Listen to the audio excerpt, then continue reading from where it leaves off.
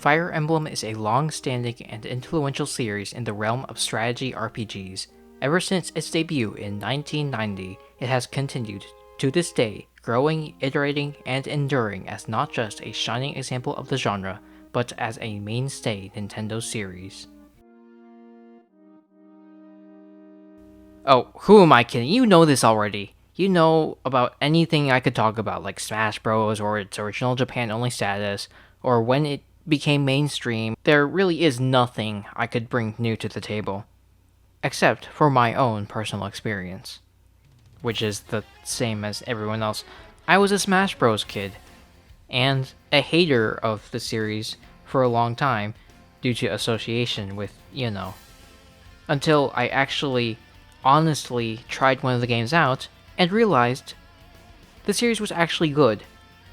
I had tried to get into the series at multiple points, but I always dropped it because I didn't think it'd be my thing. Don't get me wrong, I loved RPGs, but many things about Fire Emblem felt too different from the games I had played. Or maybe I just wanted to stay a hater. So what game made me see the light? What game made me realize there's so much more to something I previously thought less of? The first game, of course. No, the real first one. Yep. I got into the series through the original Famicom game, Fire Emblem Shadow Dragon and the Blade of Light. And despite having experienced many more of the games the series has to offer, I still have a lot of appreciation for the first game, which I know isn't a popular opinion. Not only was this game not favored by critics back then, but I don't think many Fire Emblem fans today like this game. At all. I consistently hear that it's aged poorly, or that it's not worth going back to, or any number of excuses as to why people don't like this game. So I'm going to set the record straight, because this game is good. And it deserves the same kind of respect and adoration any other first game in the Nintendo series gets. Now, I'm not going to say the series peaked here or anything like that. I just want to give a bit of perspective as to why I still enjoy this game, and explain why anyone, regardless of their familiarity to the game or the series in general, can and should try to see it in a similar way, and why the people who think lesser of it are stupid and wrong. If we're talking about this game though, we might as well look to the history of its developers, as the two are intertwined.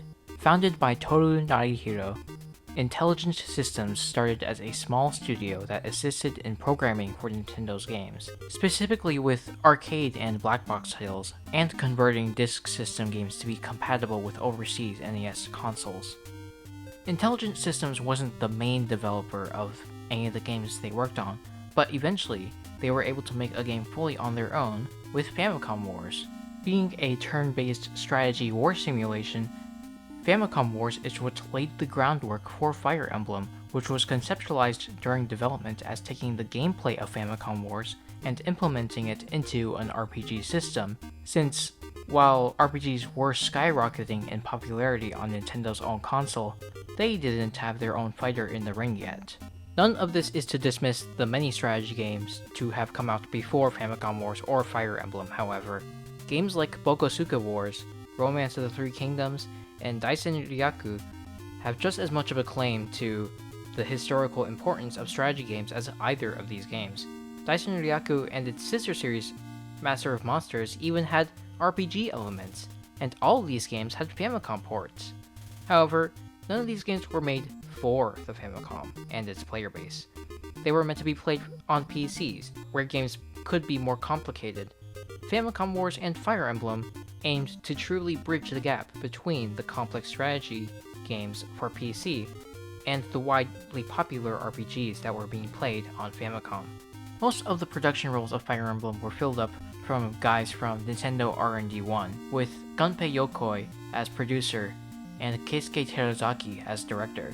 Terozaki was fairly new to the company at this point though, as his earliest credit is, well, the only game that really matters. Aside from the art done by Toru Osawa, and some assistance on the soundtrack by Hirokazu Tanaka, the development was mostly handled by Intelligent Systems. Narihiro is the biggest programmer of note, since he developed the original system from Famicom Wars. For that game, Intelligent Systems developed a modified MMC2 chip, making the MMC4, allowing them to combine the cartridge's save data and the console's RAM to run the complex programs needed for a strategy game. I guess you could say it used an intelligent system.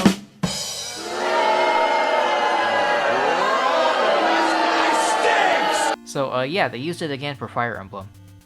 The music was done by Yuka Tsuchiyoko, making her debut as a composer. She's behind the original Fire Emblem theme, and, you know, every other song in the game. But of course, this was also the debut of Shozo Kaga, who created the story, world building, characters, and the level design. So he's a pretty big deal, and we'll definitely be hearing more about him later. Despite how great all these accomplishments had been, as stated before, critics weren't that ready to praise the game, with it receiving a 26 out of 40 from Famitsu. Critics like Taco X mentioning the game to be intense and overwhelming. And releasing in 1990 on the Famicom, during the hype train for the beginning of the 16-bit era, definitely didn't help with sales. Well, I can think of another reason. However, the people who actually bought and stuck with the game really liked it. Popularity spread through word of mouth and sales picked up in later months, enough for a sequel to be released 2 years later, and they must have made enough off the second game to make a third, and from there the rest is history. They just kept pumping them out and other people decided to copy them. Except for the Shining Force guys. They fucking hated Fire Emblem. Then again, hating something and deliberately avoiding it sounds a whole lot like being influenced by it, so who are they to say it had zero influence on them? Then again, who the fuck am I to say anything? What the slow success didn't bring, however, was a Western release. It's no wonder the game never came to the NES, being such a wordy game late into the system's life. But the game has had several fan translations over the years. And, of course, for the 30th anniversary of the series, Nintendo finally put out their own official translation of the original game on the Nintendo Switch eShop, which they proceeded to completely erase only 4 months after it was released. And unless you buy this collector's edition that comes with a fucking download code, Jesus Christ, you can't buy this game anywhere. At all. And this all really sucks because, well, for one, it's fucking stupid, but also because I think this is the best translation we have. This version has the official names for all the characters, items, and locations, and generally is better written than the fan translations too, since they are not limited to the console's text constraints. You know, they sort of just overlay text on the game. So, should you seek this out? No, this is the worst version of the game. For some reason, it uses Nintendo's outdated emulator, which purposefully darkens games to minimize flashing.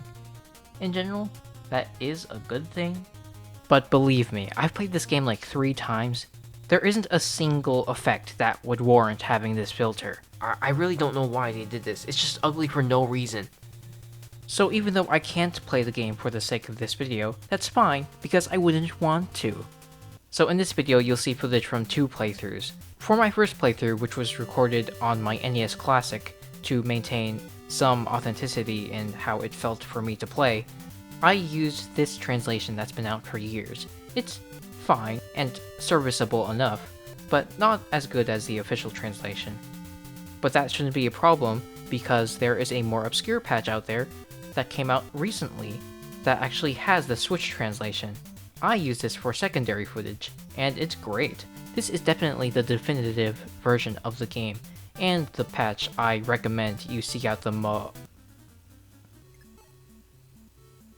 What the fuck? Why on Naga's green earth do these enemies have resistance? Fuck this. Just use the older patch. And I don't want to bring them out too much, but there are 2 remakes for this game I should mention. Mystery of the Emblem on SNES and Shadow Dragon on DS.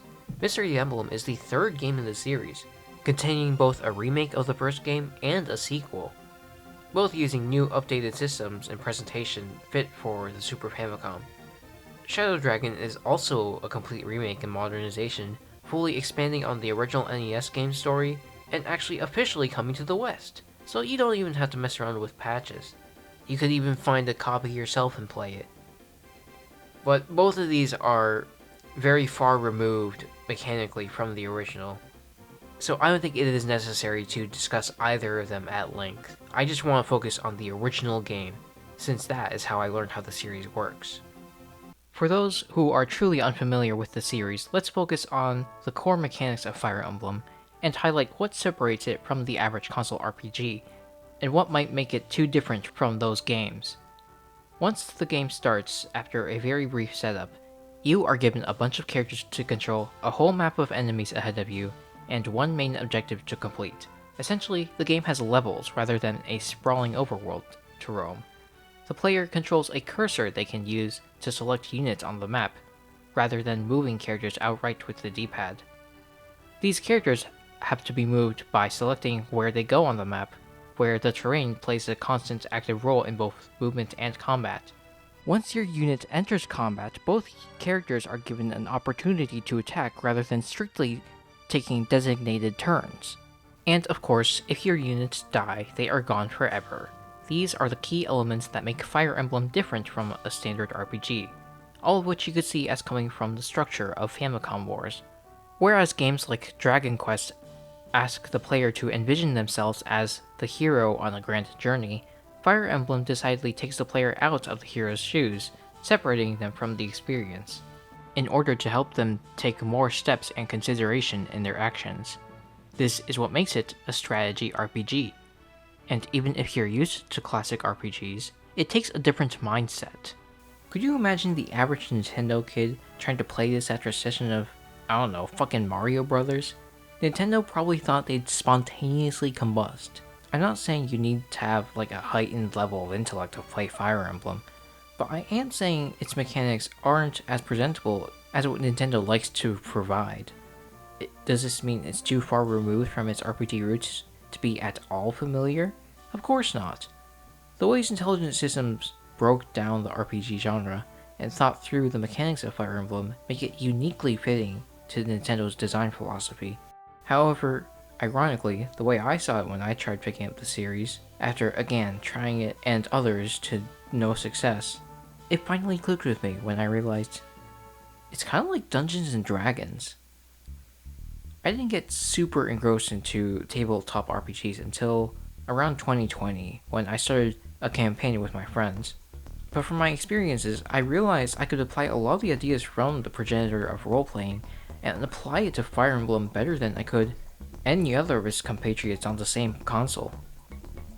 Like, if your dungeon master gets real cool and fancy with their campaign, they'll have grid-based maps for dungeons you're able to explore with your party, just like the grid-based maps in Fire Emblem. Each character in D&D takes their turn to both move and perform an action, just like Fire Emblem. In D&D, positioning around enemies is key for combat because of attacks and spells, and those sorts of things can be space sensitive, just like Fire Emblem. In D&D, sometimes you have to be careful of an enemy's reaction or attack of opportunity, just like Fire Emblem. The highest level you can get is 20. Characters die forever. The list goes on in terms of similarities. Despite the fact the entire genre is spawned from and named after the role-playing games of old, many will argue the way video and computer RPGs evolved in Japan got further and further away from these origins, as games like Wizardry, Ultima, and especially Dragon Quest became the de facto template for bringing the game genre into a virtual form. But when I say Intelligent Systems broke down the RPG genre, I mean they stuck to the roots of RPGs to reform the template for their virtual take on the genre, thus making Fire Emblem stick out as being remarkably closer to these origins. Perhaps this similarity came from a similar upbringing of these two games. As Fire Emblem was built on the structure of a war simulator, so too was D&D, built upon tabletop war games, differentiating itself with a fantasy setting and individual characters. Again, it's like poetry, so if they rhyme. But I don't know, maybe that's all there is to it. Or maybe not, as I'd argue, these similarities between Fire Emblem and Dungeons & Dragons run to the very core. Now, this may be a bit hard to explain to anyone who hasn't played D&D before, but the idea of playing a role is very literal. You don't just go on quests to beat up monsters or whatever. You act upon things in a way which you think your character would. You, the player, exist in the world as this character, and are able to attempt to interact with it in any way you see fit, within the circumstances given to you. This ultimately gives you a unique individual experience. Why do you want his pants? I don't want them, I just want to see if I can steal them. Fine, go ahead, but you suffer a -8 penalty for difficulty. Are you quite finished? Yeah. Oh, and I order some wine from the innkeeper. Of course, video games at the time immensely struggled to give players such a deep level of freedom, ultimately compromising in one way or another. Fire Emblem is no different, as you're still tackling a set order of maps with a singular main objective. You can't steal the first boss's pants, or the final boss's either. He doesn't even have pants to steal anyway. However, because of the many elements unique to Fire Emblem from other RPGs, the way you'll approach each map will be different from ways other players might have done so, thus giving you a unique individual experience. In an interview featuring Shozo Kaga, he expressed many things he wanted to accomplish with Fire Emblem, some of which I've already discussed. Conversely, one of the drawbacks of RPGs is that there's always just a single protagonist, thus to a certain extent, you can only experience the linear story that the game creator has prepared for you. I wanted to create a game where the story and the game will develop differently for each player depending on the units they use, thus I added the strategy elements and arrived at this hybrid system. But at this point, if we are to understand these elements and consider how they contribute to these ideas, we need to go beyond how I understand Fire Emblem and ask, how does Fire Emblem get the player to understand Fire Emblem? After all, this is the first game in the series, and teaching a player about its mechanics is fully and completely necessary. To answer that, let's go through the first couple of chapters of the game and see what they can teach the player. Here we'll get to see Fire Emblem showcasing its full potential. We'll soon learn enough. Fire Emblem doesn't just set up everything the player should expect from this game, but also showcase how and why its setup makes for an interesting redefinition of RPGs. As mentioned before, the game takes the player through a linear set of maps, which can essentially be thought of as levels. So one could say the first chapter, Marth Embarks, is the 1-1 of strategy RPGs. Is that an unfair title to give it? It's hard to say. It has the task of teaching the basic mechanics of Fire Emblem, despite being a game based around randomness and chance. From frame 1, there are bound to be differences in how even the first turn plays out, and yet, I'd argue, yes, this chapter does live up to the moniker of the 1-1 of strategy RPGs. From the first 2 turns alone, the various possible actions and events can all contribute greatly to teaching a player most, if not everything, they need.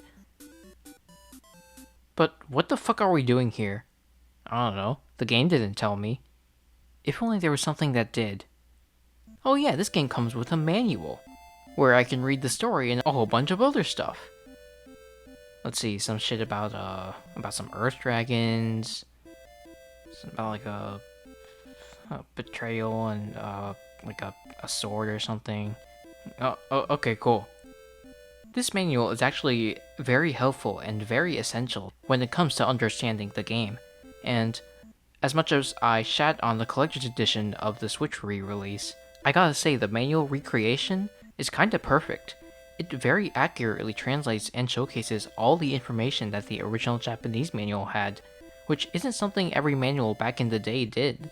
And like I said, some of this information is critical for understanding the game to its fullest.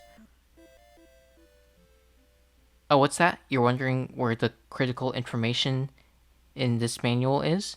I know there was a scan of the manual when I was playing the game for footage and writing, but when I went to look at it again, Nintendo fucking took it down.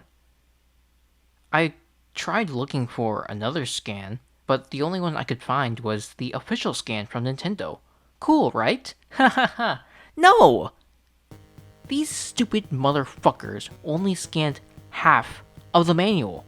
And okay, I get cutting things like the character bios or the first chapter tutorial, but the fucking weapon stats? The item data? Why the fuck would you cut that? Why the fuck wouldn't you cut, I don't know, these class descriptions? They're in the fucking game. Hell, you know what you should cut? The credits. Because these are the guys who fucking censored all this information. Fuck you! So, I guess we'll just look at the Japanese manual then. And we'll do it later. So, from the dialogue that immediately opens this chapter, the player is given one main objective. Get to the castle on the other side of the island. In the way are an assortment of pirates with a thirst for blood. Sooner or later, the party will have to engage with these guys, but currently there is only one enemy in range to attack. The thief at the bottom of the map on top of a ruined village. This thief is the most important unit in the game. Of the playable units at the player's disposal, 2 of them can't reach the thief in a single turn of movement.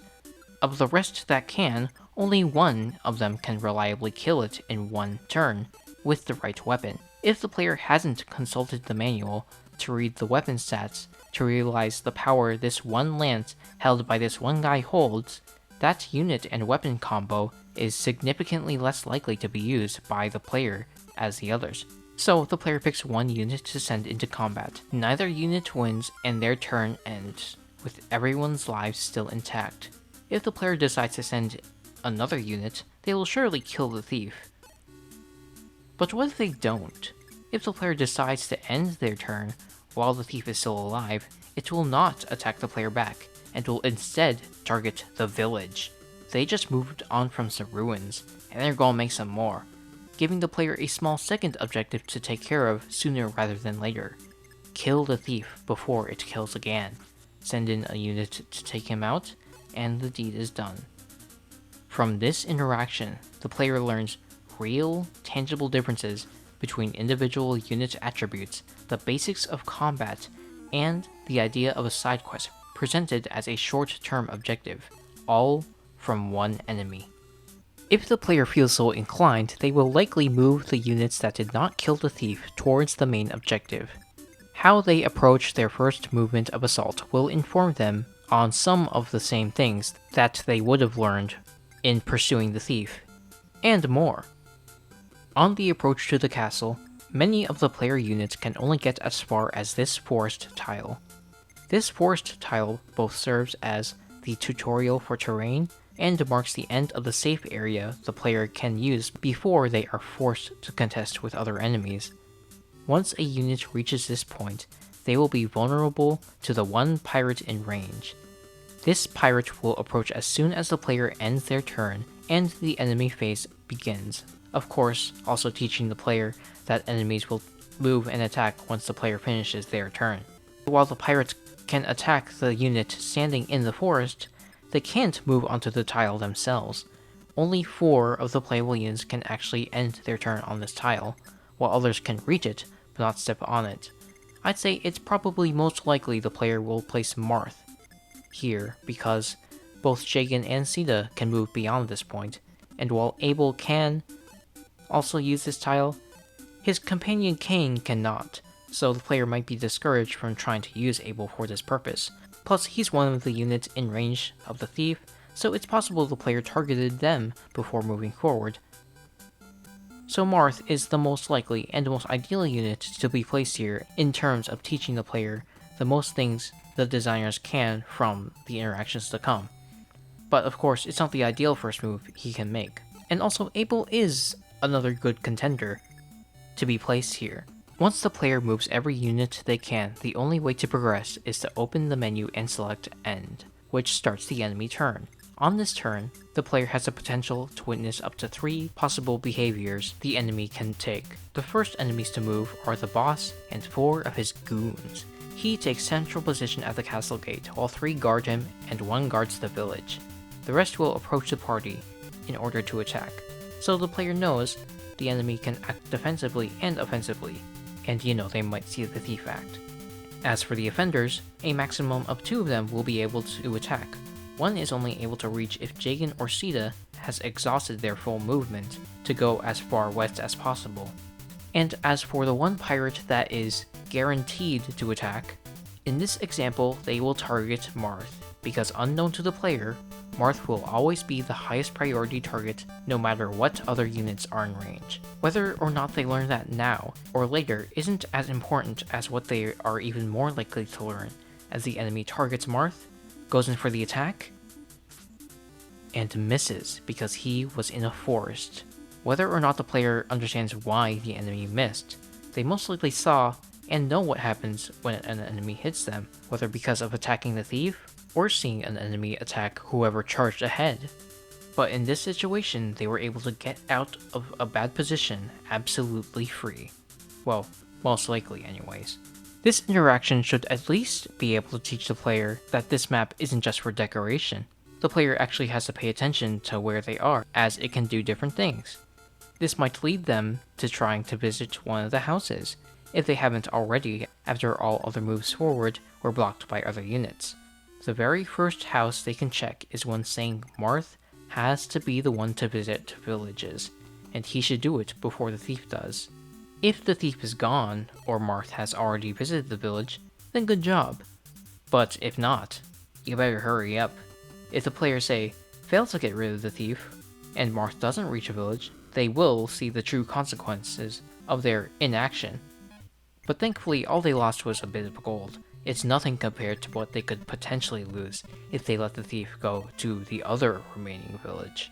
This time with a direct idea of what is at stake, now the player definitely won't let that happen.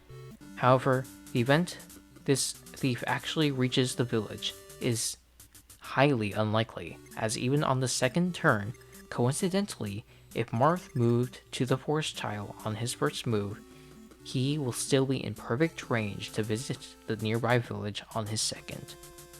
At this point, the player has been introduced to almost every basic action they will need to perform in order to beat the game.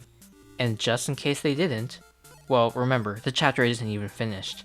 From here we can assume the player learned all they could from the houses, got a good feel for how their units perform in comparison to each other, and right here at the end, they will have to fully grasp how terrain works, and how it can be used effectively. The final area of this island is, in a way, an inverse of the beginning. There's a natural choke point in the terrain, but the player is on the offensive, while the enemy holds a solid defensive position. The danger zone starts right after this fort. If the player wants to approach Talus Castle, luring out a few pirates is necessary. If a unit stops at the fort, which is likely since it impedes movement, only one enemy will be in range. With the next spaces beyond this point, the player becomes more and more vulnerable to the enemies. That's to say, charging in will only get a unit fucked up, but because it is more likely to stop on or closer to the fort, they'll be safe, and having the safest approach possible rewards the player before they even realize it, as any health lost from the enemy phase will be healed back by standing on the fort. From here, the player will recruit their first additional unit, defeat the boss, and finish the map. From this point, I think the only major things not taught to the player, like the big things, are the full depth of recruitment, magic, and how trading works, which of course will all come up in due time. Even though there is still plenty to teach, I think it is clear to see that this is the perfect first map, and earns the title as the 1-1 of strategy RPGs.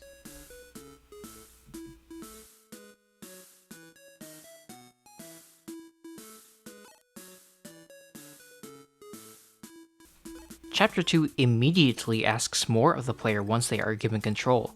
As you can see, there are a bunch of enemies on this closer island that's only connected through this bridge. So just choke the point, right? Well, if you're paying attention, you'll know these pirates can just go around through the water to attack your party. Thankfully, you just got loads of fodder to soak up the hits.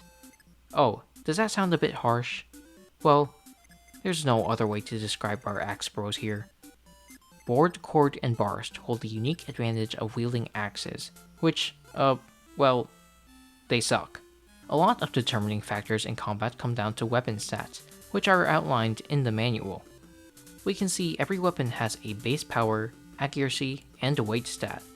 The closest you'll get to seeing exactly how these stats affect combat is through these bars at the bottom of the screen, which aren't ideal at all, but they can give you a good sense as to what to expect when going into combat. This was also a very intentional choice, as Shozo Kaga has famously said they did not intend for players to rely on stats for calculations. So you might think, well, that makes sense. Calculations are probably really complex, right? Well, no, actually, they're very simple.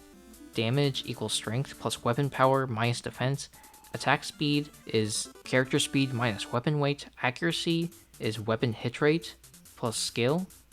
If you're paying attention to your stats and cross-checking them with the manual, you'll find exactly the information you'll need, and you can even see how it directly affects the bars.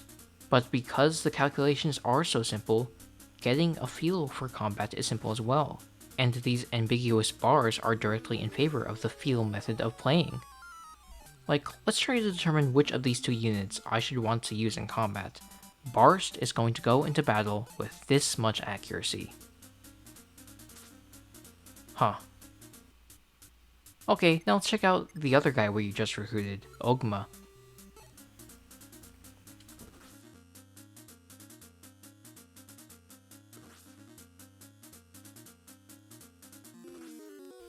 Wowee, ain't that something. Looks like I can rely more on Ogma to take care of enemies. I should use him more.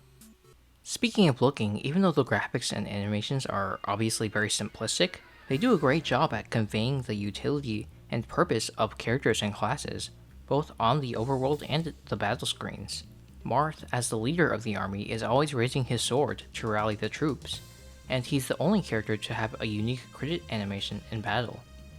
Mercenaries have their sword in a solid defensive stance, showing they're always ready to fight.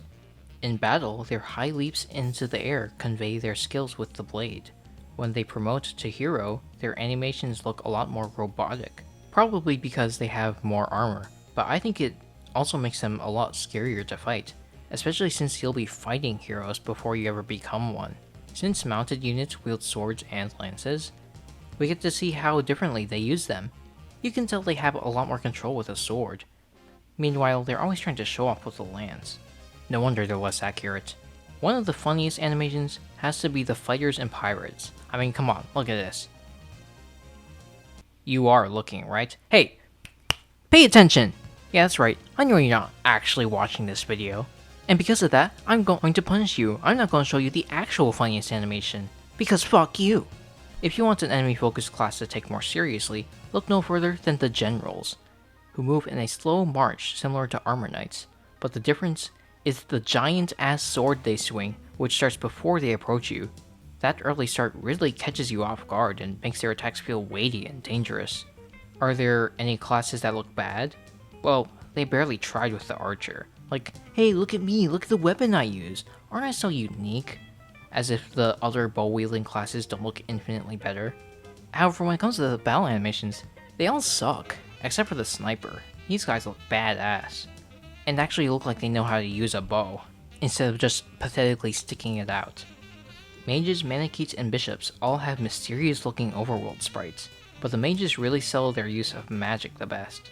They're built like sticks though, no wonder they're so fragile.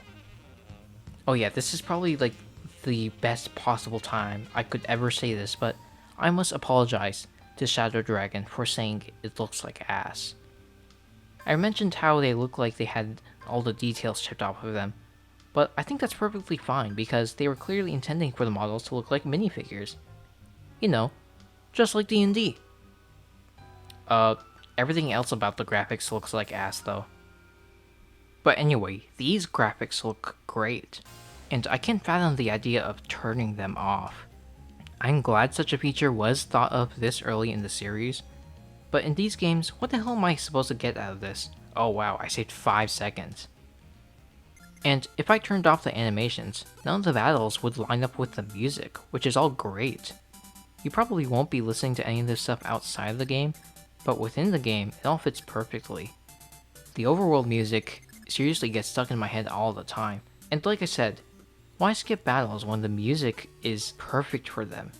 It opens with a building of anticipation as the song repeats. If only one attack plays, the music stops before it can build into something greater. If you go for longer, the tension breaks, as a new shorter loop builds a lot quicker while the characters are charging and clashing against each other. Then, as things settle, the song loops and continues on. The battle is concluded, but the tension persists.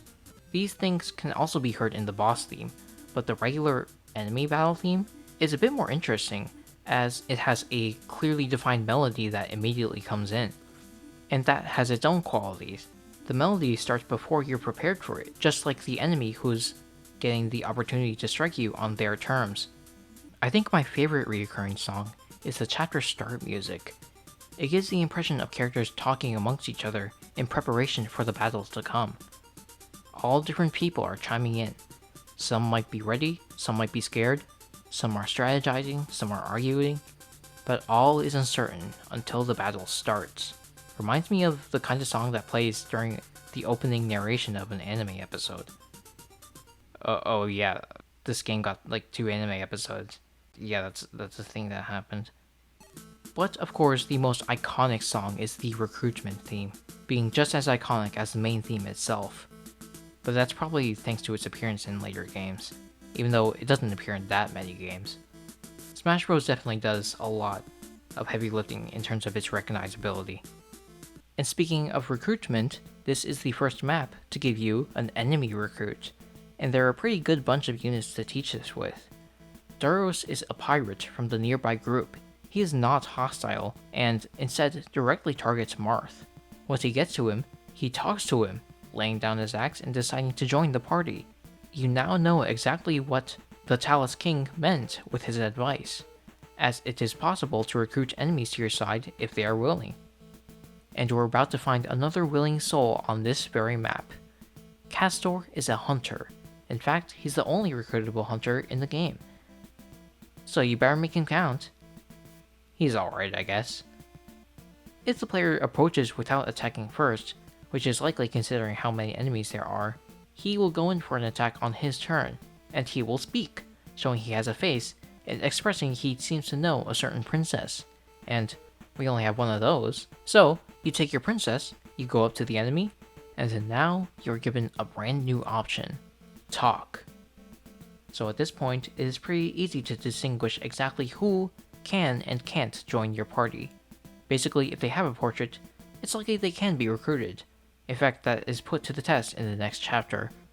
But finishing up this map, it does a great job at putting you in a false sense of security, and giving you a variety of situations to work around. Not even the bridges on the path to the castle are all that safe, as these horses can easily go around to another bridge. But for these enemies, choking points is a lot more effective, but you'll need to split your party even further than it might already have been in order to effectively cut them off.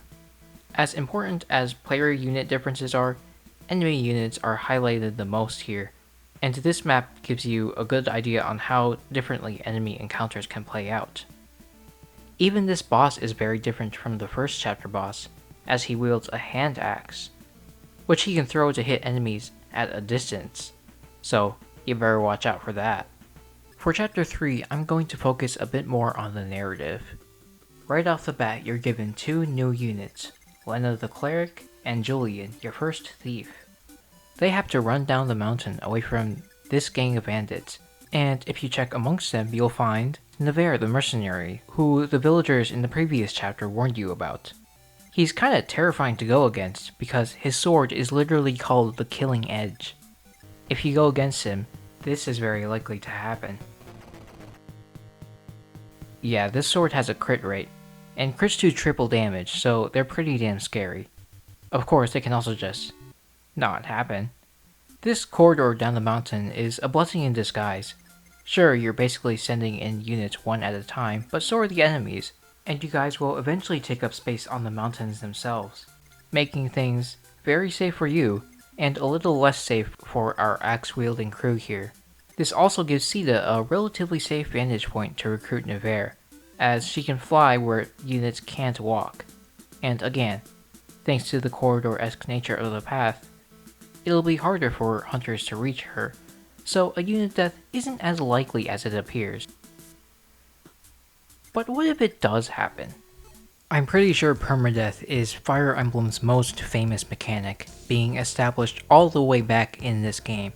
It's a pretty simple concept. Your units die, they're gone forever. What? You think they have revives just lying around? This is a war, kid. This mechanic has probably been talked about to death. Haha, get it? But I think regardless of how people usually play or get around this feature, it's still a great mechanic. If you lose someone, that's devastating. That's hours of investment and attachment down the drain. So, just reset, right? Well, that brings up its own problem. Now you have to replay the entire level, likely forcing yourself to play with precision and carefulness just to make extra sure whatever you did doesn't happen again. That alone is its own time sink, and an unnecessary one at that, considering that was just one of the many units you'll get. If there's a niche that character filled, then yeah, reset away. But the game gives you a copious amount of units in order to make sure you'll have a backup. I mean, at this point so early on, you have 2 bow guys, 3 guys on horses, you just got a second healer for free, and you might just be getting your second mercenary. If you need a unit to replace and live up to another, they will in time. Will it be hard? Of course. Will it take time? Have you seen the game you're playing? But doesn't getting to that point where they do live up to everything all that more rewarding? In this way, despite being a more hardcore mechanic, it feels like it fits in with Nintendo, as Nintendo has always been gameplay first. They knew that the highs and lows of an adventure, including the scaling and stakes in level design and difficulty, are just as important as what can be told in a cutscene. So it's really no wonder Fire Emblem has permadeath. Some people say it limits storytelling, but I completely disagree. It does the opposite.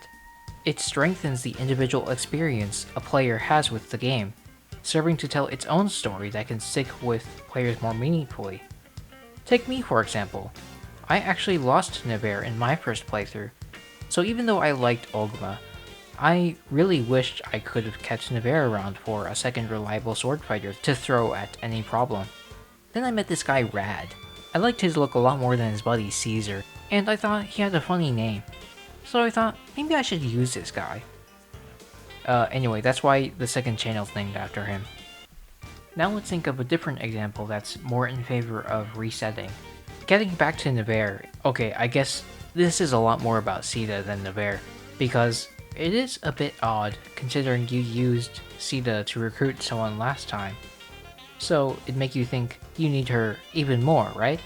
Well, I wouldn't blame anyone for thinking that, because aside from Marth, Sita does have the most recruitment in the game, being able to add 5 characters to your party. When I say you'll definitely reset for characters with a niche, your flying waifu here fills an essential role. Because if you don't reset her, you could potentially fuck yourself over. Okay, truth be told, it's not that big of a deal since the units she's already recruited by now are the most notable ones, and they're character types you already have in your party, thus they aren't exactly essential. But because Sita has so much utility and importance as the technical first recruit, being to this point the only female in your army, the only flying units you'll have for 10 chapters, and recruiting all these characters, any player will find value in at least one of these things. She becomes as important to the player as she is to the game, since, spoilers I guess, skip ahead 5 seconds if you don't want it, Sita marries Marth if she's alive at the end. Can you think of a better example of storytelling through gameplay than that? Yes, literally within this game. We'll talk about that soon enough in Chapter 4, but we're not in Chapter 4, so let's, send the people across this field. You get the Devil Axe at least, that's cool I guess. By the way, aren't clerics weird? One of the many odd quirks with this game is that clerics, or curates as they are known in the official translation, don't level up by using their healing staves.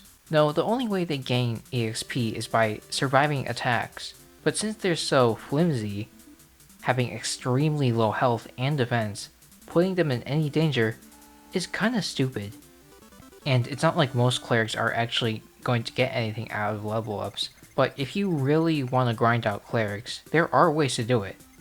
And I think it's kind of funny that it is so easy to set up a way to grind up your clerics. Chapter 4 enforces unit strengths and weaknesses, as this chapter introduces a lot more enemy unit types, and their sources of effective damage.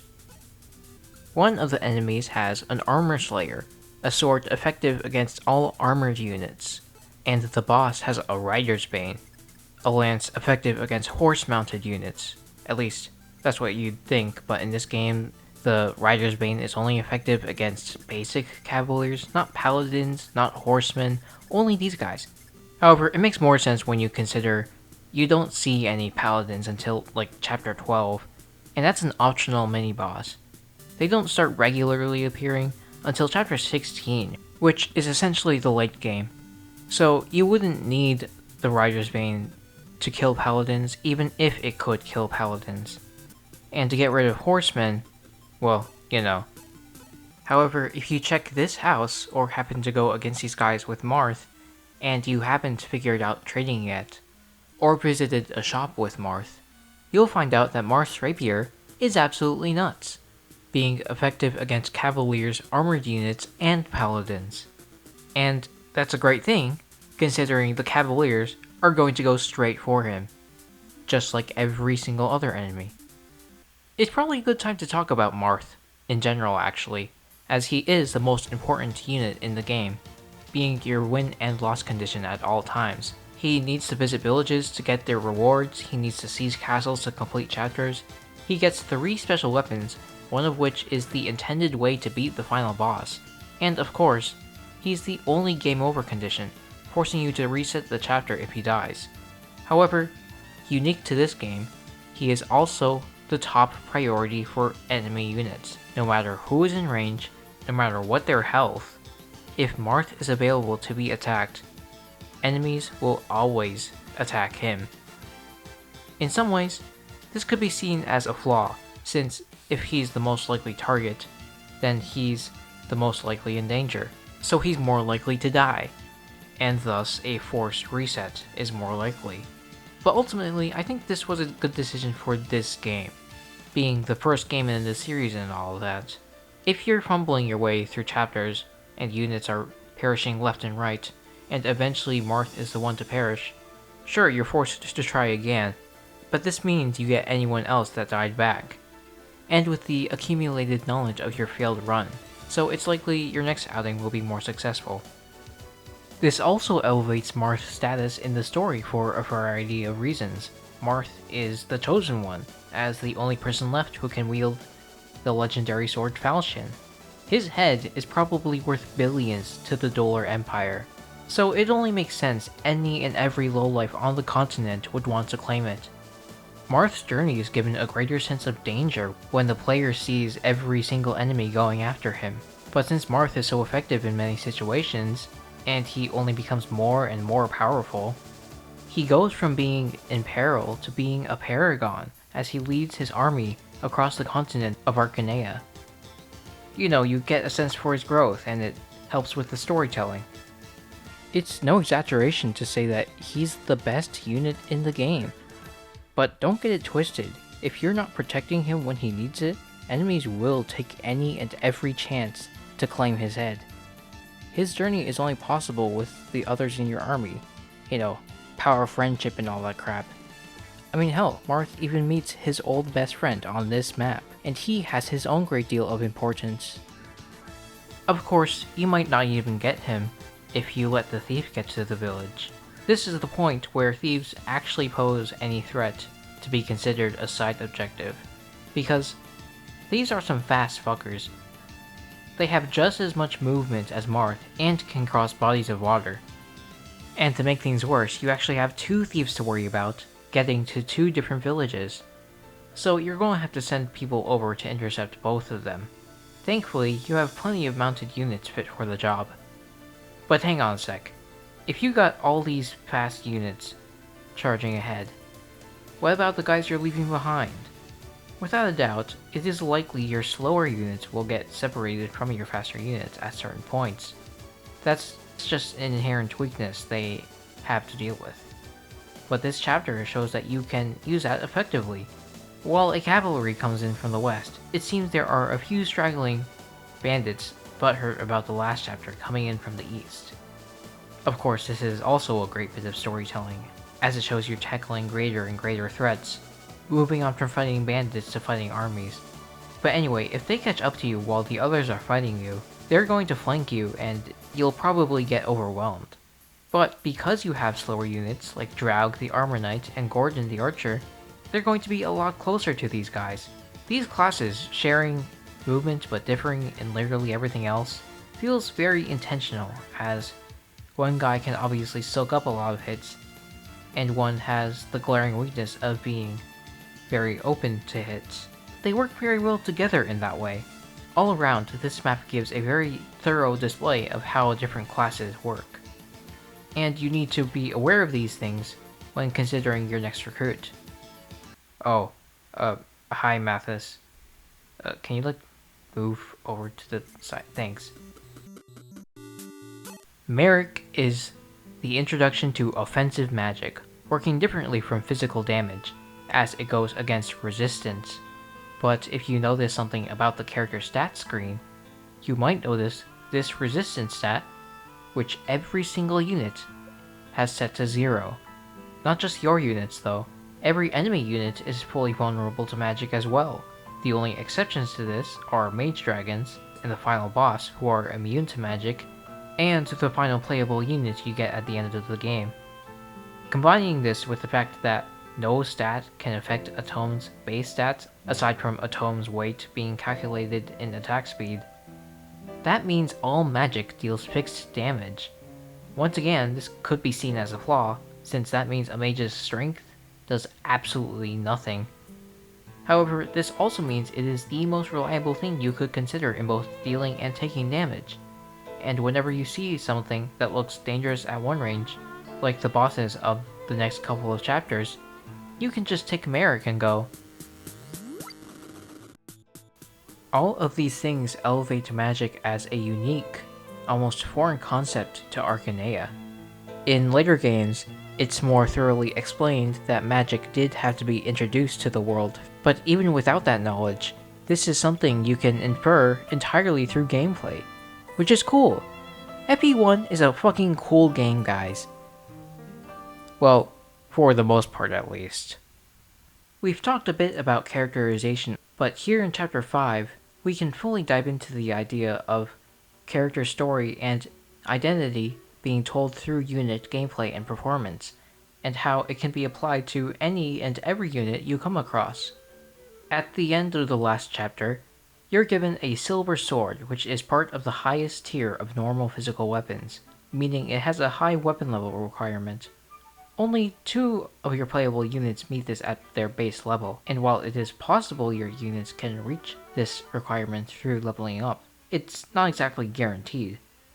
And that's because of something that will never be outright taught to the player, and even though what's under the hood and how it affects the game may not be necessary to understand, it is definitely necessary to discuss.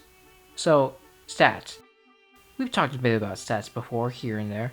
As each character is a part of a class, they inherently have higher and lower numbers in certain areas. Armor Knights have high defense but low speed, Cavaliers have average stats but high movement, Archers have, bows are pretty cool, I guess.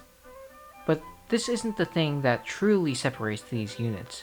No, what matters, without ever being explained to the player, is growth rates. Every single individual playable unit has a separate percent chance for how likely they are to gain a point in each stat upon leveling up.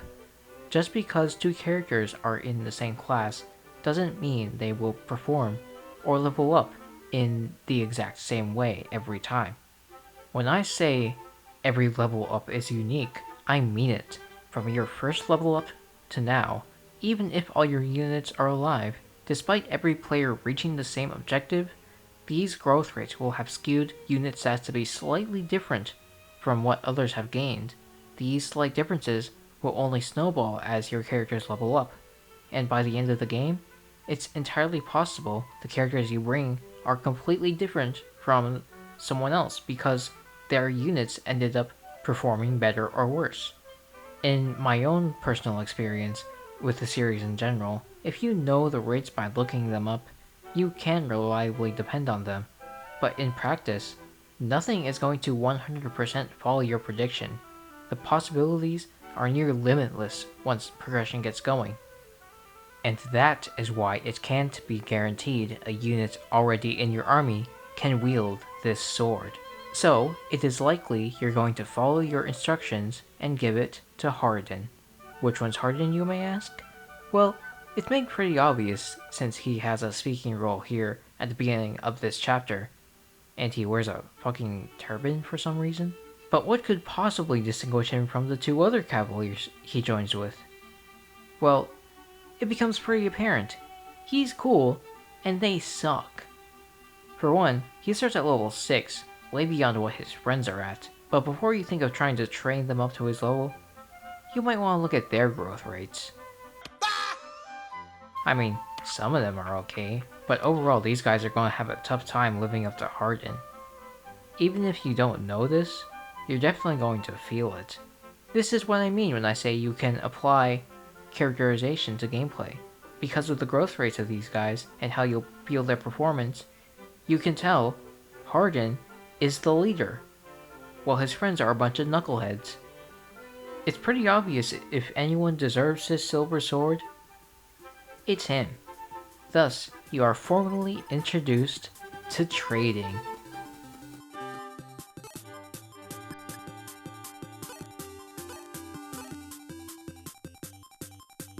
Yep, trading is very limited in this game. It requires you to go into your items menu, select an item, select give, and then you can give an item to an adjacent character.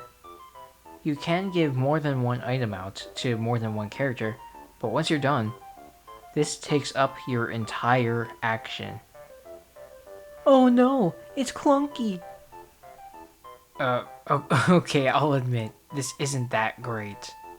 However, I still think this is an interesting aspect of this game. Because unless you want to go through all that crap to give a unit a different weapon, their inventory is defined by what they already have, and whatever they gain from defeating enemies and going to shops will further enforce that. Whoever defeated the Armor Slayer guy or the Rider's Bane guy last chapter is now your first candidate to wield those weapons. Navarre is going to be the guy who wields 2 crimson blades. Or, you know, 1 colorless blade. Your 2 beginning cavaliers are defined by the fact that one has a lance, the other has a javelin.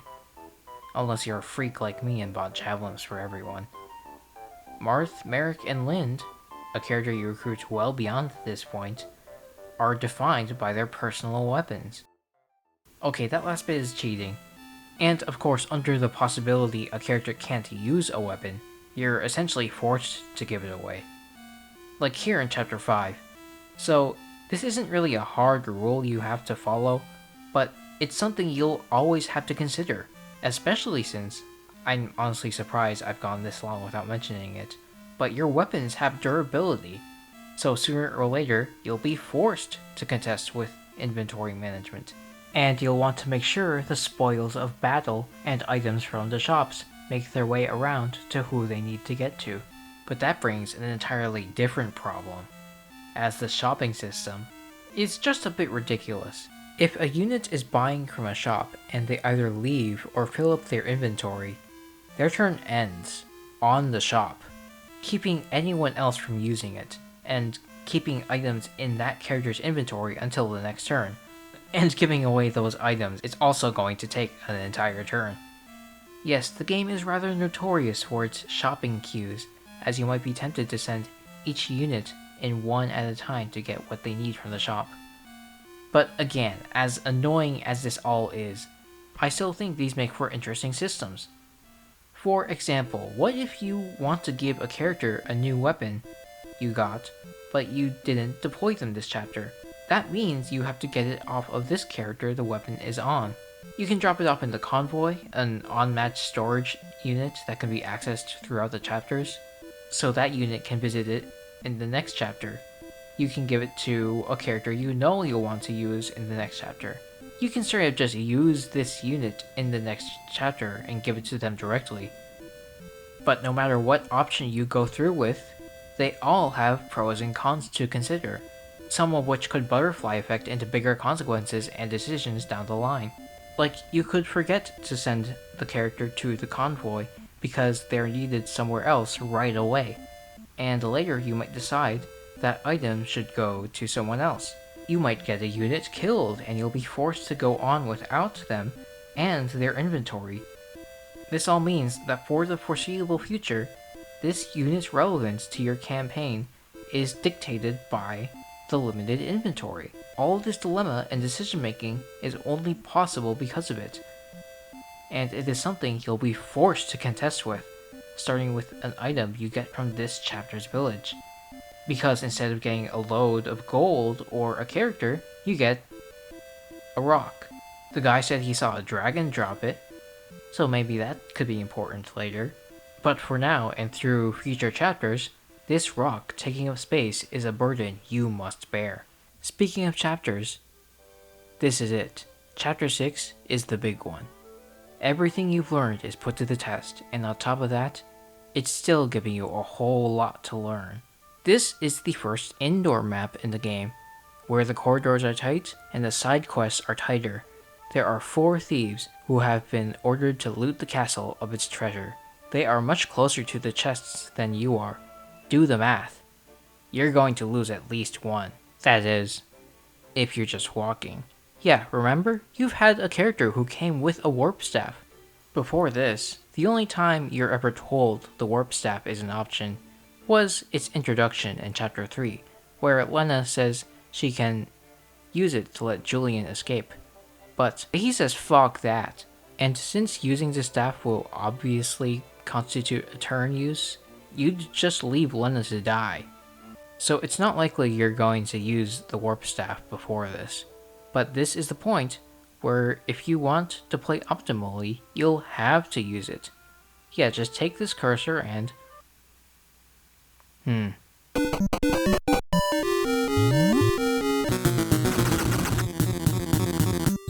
Congratulations, you just learned how to optimally play Fire Emblem Shadow Dragon and the Blade of Light. Okay, I don't want to be on this topic for too long, but yeah, it is kind of funny you can warp skip half the maps. But to use this strategy as a genuine criticism against the game is dumb, considering there are multiple objectives that will either be really hard to complete with just Marth, or straight up impossible. No, this isn't a skip the game tool because you have to know the game well and play at least some of it to use it. This map does a great job forcing you to deal with multiple enemy types, side objectives, positional situations, and more, while encouraging you to try new things. Of course, right off the bat, you need to figure out how to take care of the thieves, and that involves considering what units can, or should, be suited to fighting on their own. Then, as the rest of your party moves in through the castle, you're forced into a corridor where 2 archers are able to take free shots at you, with an armor knight protecting them. Getting rid of the armor knight is simple enough, but the archers can be a bit tricky. You can shoot back at them, but that means you'll be in their range. You can circle in to kill them, but if you want to do it fast, you'll have to send in more than 1 unit, leaving them separate from your party. You can just try ignoring them, saying they're a bunch of pussies, but if you sustain too much damage, you might be in trouble with the next encounter, your very first enemy mage. It's only natural you could be on the receiving end of offensive magic. If you're not prepared for it, you might be fucked. And it's a bit hard to just run away from this guy, considering the 2 armor knights that will be blocking your path forward. However, because magic is so predictable, you can easily calculate how much health the enemy will deal if they attack you. And it might not even matter, since it's possible you just recruited a guy in the last chapter with a barrier staff, one of the only ways to gain resistance. Although it caps out at 7 and diminishes with each turn, it's enough to completely ignore damage for a few turns, which is something you can take advantage of in the final room, where a mage sits between 2 archers, meaning their ranges line up pretty well. If you thought luring out 3 pirates in Chapter 1 looked bad, you're not ready for this. Or you might be 100% ready with that barrier staff, as since the mage won't be able to attack you, the archers are the only enemies that pose a threat, making the whole group easier to separate and pick apart.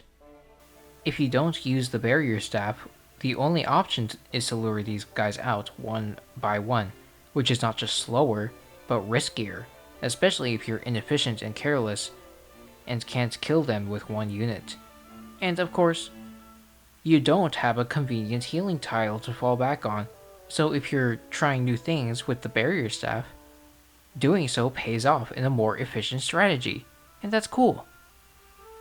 Speaking of trying new things, you get your second thief on this map, and there was no better time to introduce them because if it wasn't obvious by the enemy thieves raiding treasure chests, you can raid them too, and you better because they're pretty damn good. 10,000 gold, which is, okay, that's just fine. Money is actually very plentiful and you're never going to have issues with it. But the rest are much better, like a second killing edge to throw more crits around, or an armor slayer, which could come in handy for the boss on this very map. But then there's the big one, the physics staff. Why is it called that? I don't know, but I don't need to know. I just need to know what it does. This staff can heal any single unit on the map regardless of range, kinda like the warp staff but for healing. Oh, by the way, how are your treasure protectors doing? Maybe it's a good idea to use the physics staff right now. The final treasure you get is an angel robe, the first stat boosting item in the game, of which there are quite a few. Very interesting the goddess icon boosts your luck. I guess that means you're leaving luck to heaven.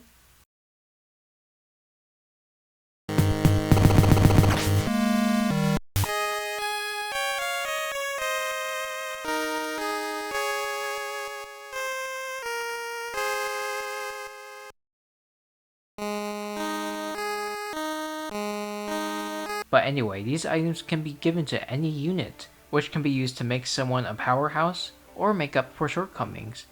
Despite all the nonsense about growth rates determining viability I was spewing earlier, these essentially mean any unit can catch up or become viable to use. Have a favorite that isn't strong or fast enough? Need someone in a class but that unit isn't getting anywhere? Throw them one of these, and they'll stick with you to the end.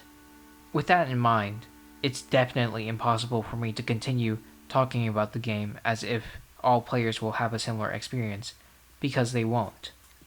So, let's close things out here. At the end of this chapter, Marth meets up with Princess Nina, the last surviving member of the Arcanean royal family. And he is gifted the Fire Emblem, a symbol of the royal family to be given to the one destined to save the world. And it can open treasure chests because ruling the world means having no regard for your actions and taking whatever you want for yourself. Wait, fuck, that's a spoiler. And thus, Marth's journey across Arcanea has only begun, while our in-depth coverage, in order to understand Fire Emblem, ends.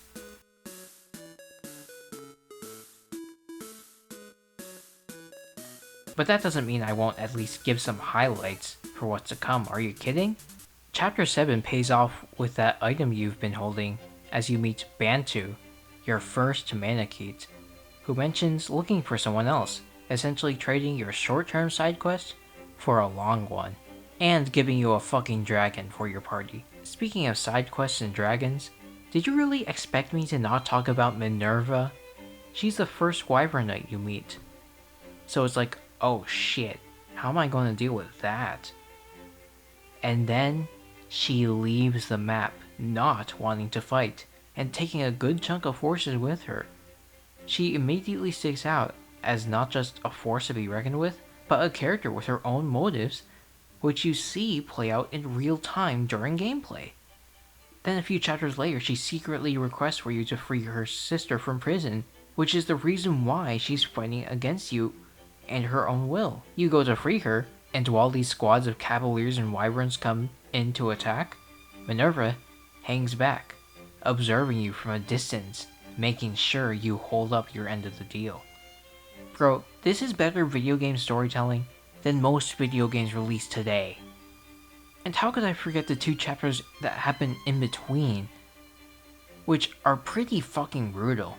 Port Warren is memorable for just how massive the map is, with hordes of battalions making their way to take you down. Thankfully you can take some time to shop and refresh, and maybe train up some units, like Rad. And then you make your way to Pyrathi, where you immediately start with a desperate chase to the village to make sure the thief doesn't destroy it, especially since it gives you George, a sniper. So he's an archer that's actually good. And on top of that, you're splitting your party between the many pirates coming in from all directions, and getting ready to face your first Manakete. Thankfully, you can get your first Wormslayer on this map, and maybe use it to defeat him. Only problem, it's all the way fucking over here, so you better make a plan to pick it up. Oh, and watch out for those reinforcements. Oh, and the chapter in CONDONE is crazy. You got mages and wyverns to deal with in the fucking desert. Don't like sand? Well, these guys effortlessly making their way through it probably won't make it better. You're going to be fighting for both survival and space, trying to get through what little greenery there is. Oh, and remember, you can't beat Garneth. The entire point of going here was to retrieve the falchion from him. But he's invincible. Go against him now, and you're fucked. Better listen to Goto's advice if you want a chance to beat him. You know, it might be worth looking into, considering the falchion is the most effective way of killing the final boss and all that. But you can fail to do what you need to. You can get to Goto and have him scold and berate you for not doing well.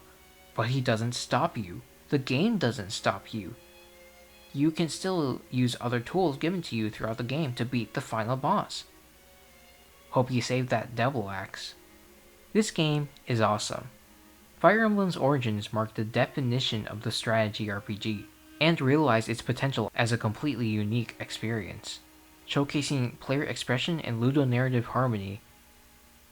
And despite all this, I'm sure a lot of people still aren't going to be interested in the game for one simple reason. It's slow. And to an extent, I agree. Through all your stat checking and movement counting, and especially all the trading you might need to do, and all the battle animations you'll watch, the seconds will definitely add up. I will fully admit, this is a slow game. But I won't say that is a bad thing. I'm actually rather mixed on the game speed, because there is a lot I can excuse, but also a lot I'm glad they changed in later games. For example, I think it's perfectly understandable, and a good thing, you can't automatically check movement. It's something the player will have to check a lot early on, but eventually they can definitely just get a feel for it. On the other hand, even though I understand why turning battle animations still forces you into the battle screen, this is a laughable attempt at speeding things up, to the point, like I said, I'd rather just not bother. But overall, I don't mind the pace of the game. It is, after all, a strategy game. The player is expected to think through their actions. This is naturally going to take time. Whether or not it is good or bad, it is the intended experience. So to me, it's not an issue. And hey, speaking of the intended experience, remember, this game was supposed to be played on the Nintendo Family Computer in 1990.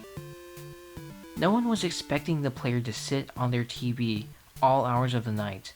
They expected kids to make it through 1 or 2 chapters per day in between their mountains of homework. If those people can make it through the entire game without fast forward, hell, if I can make it through this entire game without fast forward, then so can you. This game's pace isn't even that bad compared to other RPGs, even strategy games that were released after Fire Emblem 1. Have you ever played Majin Tensei 2?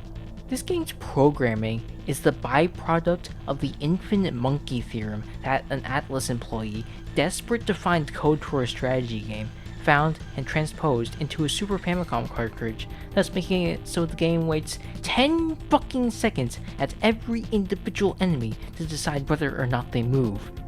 For those in the audience who really haven't touched this series at all, I heavily encourage you to try Fire Emblem. Hell, after this, you should have a basic understanding of the games. You could dive into almost anything, whether it be Blazing Blade, Awakening, Three Houses, whatever the latest game, as long as it's not Fortune's Weave, because that's obviously connected to Three Houses.